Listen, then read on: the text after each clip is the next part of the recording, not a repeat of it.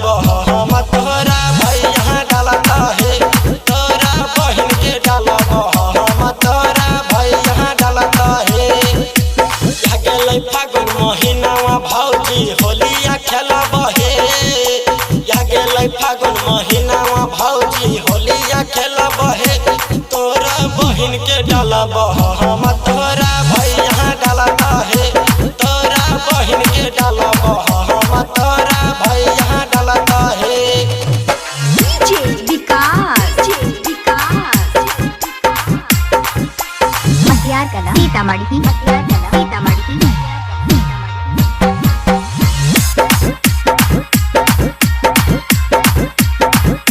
ऊपर नीचवा डाल देब रंग हवाया भी रहे होलिया में रंग देब भीतर वाला चीज है होली है।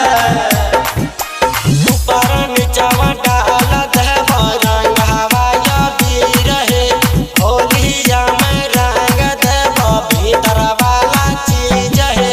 ललका पियर का रंगवा भौजी घोर के रखब हे ललका पियर का रंगवा भौजी घोर के रखब हे तोरा बहन के डालब हम तोरा भैया डालत हे तोरा बहन के डालब हम तोरा भैया डालत हे। डीजे विकास मटियार कला सीतामढ़ी